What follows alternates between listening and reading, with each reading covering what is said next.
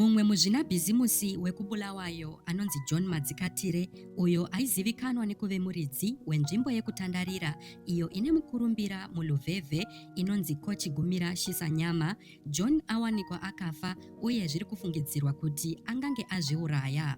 Mhuri yeZimbabwe kusangana zvakare panonzi pano. Kana iri first time yenyu kuvawo pano, please ndapota bayai apo pakanzi subscribe mobva malaika nekushare video rino. Izvi zvinobatsira kuti risvike kure.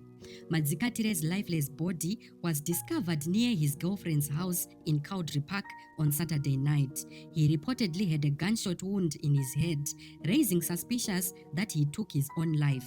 What's even more puzzling is that when his body was found, he had $4,000 and 19,000 rands in cash on him.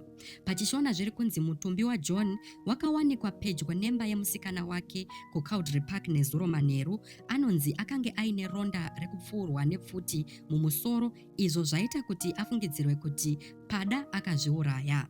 Chakanyanya kunetsa ndechekuti pakawanikwa mutumbi wake aive ne$4,000 ne19,000 rands paari. So kana uri mujolo, zvokwadi uchaurayisa vakawanda, kunyanya vanhurume vane hana nete.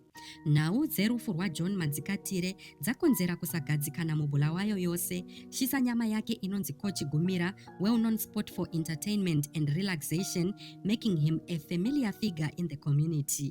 Kunyange zvazvo ongororo dzichiri kuenderera mberi, vanhu vari kunetseka kuti chingave chii chaizvo chakonzera murume uyu kuti afe. Sei akange ari pedyo neimba yemusikana wake? Mari yaakawanikwa ainayo yairevei? Uku kwaive kuzviuraya chaiko here, kana kuti pane zvimwewo zvakavanzika munyaya yacho?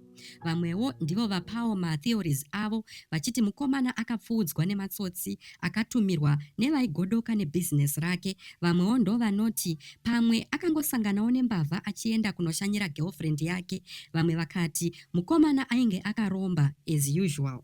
Vamwewo vakati zvimwe aida kundoroora saka akawanikidza musikana aine chikomba.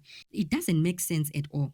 This heartbreaking incident is a reminder of the silent battles many face. If you or someone you know is struggling, please seek help or talk to someone you trust.